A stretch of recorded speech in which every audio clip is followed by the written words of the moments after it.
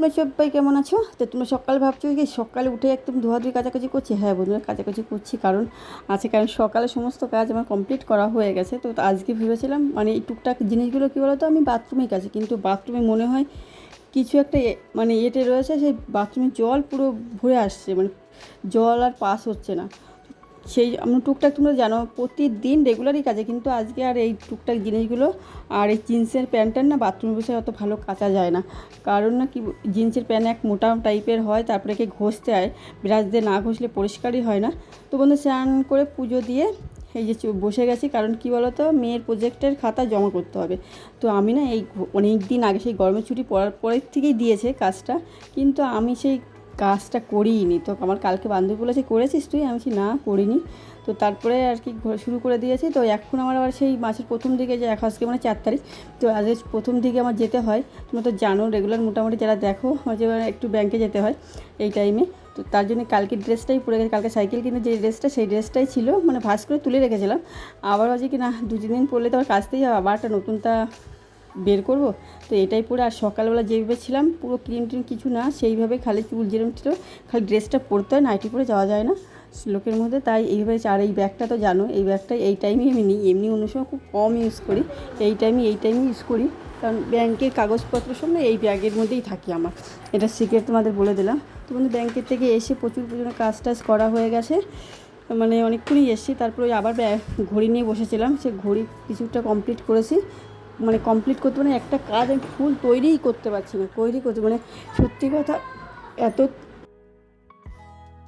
ফুল তৈরিই করতে পারছিলাম না। তো তারপরে হচ্ছিল বন্ধুরা আজকে আসছে কি ভোটের রেজাল্ট, তার জন্য মানে মানে কাজ করছি, আর এবার টিভি তো চালানোই থাকে, তো দেখছি। আর সত্যি কথা একদম মন নেই কাজে, মানে কী ফলাফল হবে তাই দেখার জন্য বিশাল অধীর আগ্রহ ছিল।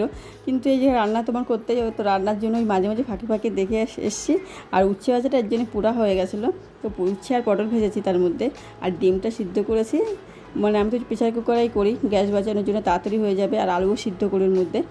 তো বন্ধুরা একটা কথা তোমাদের বলতে চাই, কিন্তু কী বলো তো, মানে সবাই বলে যে প্রতিটা মানুষের ভিতরে কিছু না কিছু গুণ থাকে, প্রতিভা থাকে, কিন্তু আমার ভিতরে একটা সময় ভাবতাম হয়তো ছিল, কিন্তু এখন আর সত্যি কথা বলতে ভাবি না। কারণ সত্যি কথা জীবনে যখন হতাশা চলে আসে না, তখন এইসব কথা আর ভালো লাগে না। সত্যি কথা সবার জীবনের ক্ষেত্রে একরকম প্রযোজ্য হতো না। আর সত্যি কথা কেউ জীবনে সাকসেস পেলে তাদের জীবনের ক্ষেত্রে সত্যি অন্যরকম, আর যাদের জীবনের প্রতিটা ক্ষেত্রে হেরে যায়, প্রতিটা ক্ষেত্রে হতাশা তৈরি হয়, তাদের ক্ষেত্রে এগুলো যায় না। সেটা আমার ক্ষেত্রেও তাই, প্রতিটা ক্ষেত্রে আমি হেরে যাওয়া মানুষ একটা। আর প্রতিভা সত্যিই নেই আমার ভিতরে কোনো, আমার মনে হয় কোনো প্রতিভা নেই। একটা সময় মানুষ বলতে হ্যাঁ প্রতিভা ছিল আছে, কিন্তু এখন মনে করে, আমি নিজেই মনে করি নেই। আর সবসময় নিজের ভিতরে লোকে বলে নেগেটিভ কথা বলতে নেই নিজের সম্পর্কে, কিন্তু কী বলো তো, ওটা একটা সময় ভাবতাম, কিন্তু এখন আর সত্যি কথা বলতে সত্যি আমি মেনেই নিয়েছি যে আমার সত্যি সত্যি আমার ভিতরে কোনো প্রতিভা নেই। আমার ওই নেগেটিভিটি আমার জীবনের সব। আর এই জন্যে আর আমার অতটা এখন আর অত ভালো কথা অবশ্যই ভালো লাগে, কিন্তু বাস্তবটাও মেনে নিই, যে অবশ্যই যখন বলে প্রশংসা করে আমার তখন ভালোই লাগে, কিন্তু তখন বাবার পরে বাস্তবটাও মেনে নিই, যে আমি তো বাস্তবটা মানতেই মানে অভ্যস্ত হয়ে গেছে এখন। আর ওই প্রশংসা করলে যে গলে টলে যাবে ওরকম ব্যাপার না, অবশ্যই আমি বাস্তবটা মানি। বাস্তবের জীবনের ক্ষেত্রে, আমার জীবনের ক্ষেত্রে বাস্তব অনেক বড়, মানে সত্যি। তাই এত ঘন ঘন বলছিলাম তো, তার মেয়ে এত এসে ডিস্টার্ব করছে, আর তারপরে কারখানা চলছে, আওয়াজ পাচ্ছ কিনা জানি না। একদম আজকে কালকে রাতে এই ঘড়ি তৈরি করতে করতে আমার আর ভিডিওটার সেই এডিটও করতে পারিনি, ঘড়ি করতে পারে অনেক সময় লেগে গেছিলো। তো এই প্রতিভার কথা বলছি, সত্যি আমার ভিতরে কোনো প্রতিভা নেই আমার ভিতরে। আর সত্যি কথা জীবনে এত হতাশা থাকলে প্রতিভা কোনো কাজে লাগে না, এটাই হচ্ছে সবথেকে বড়ো কথা। জীবনে হতাশা যদি সাকসেস পাওয়া যায়, তখন প্রতিভাটাকে কাজে লাগানো যায়। সাকসেস না হলে সেই প্রতিভা, তুমি হাজার প্রতিভা থাকলেও তার কোনোই নেই। কপালের ভাগ্যটা হচ্ছে কি মেন জিনিস। তাই কর্ম করলে, কর্ম যদিও তুমি করো, আর ভাগ্যে যদি 1% হলেও সাপোর্ট থাকতে হয়, সেই সাপোর্ট যদি না পায়, ভাগ্যের সাপোর্ট না পেলে তুমি জীবনে কিছু করতে পারবে না, যতই তুমি কর্ম করো। তো কর্ম তো সবাই করে, যে রিক্সা চালায় সেও কর্ম করে, যে চাকরি করে সেও কর্ম চালায়, কিন্তু ওর থেকে ওর পরিশ্রম বেশি। ওটাই আছে কি ভাগ্যের একটা সাপোর্টের খুব দরকার, খুব দরকার। তো জীবনে আমার আছে কি জীবন হচ্ছে হতাশাময় জীবন, এ জীবনে আর কিছু হওয়ার নেই, আমার বোঝা হয়ে গেছে।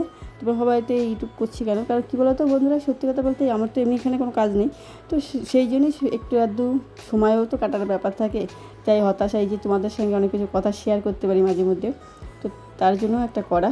তো বন্ধুরা এই যে হচ্ছে কি কী বলো তো, এই যে রাতের বেলা না, এই যে হচ্ছে কি বিকালবেলা আবার বসেছি, মানে করতেই ফুল আমি তৈরিই করতে পারছি না। তো বন্ধুরা এই যে অনেক কষ্ট করে এই ফুল তৈরি করেছে, তারপরে মনে মনে ভাবি, আমার বর বলছিল না কেন তুমি তো ভালোই পারো, ভালোই তো করেছো, তা হচ্ছে কি করেছি ওটা ওই কোনো মতে আর কি, ওটা কোনো প্রতিভাই না।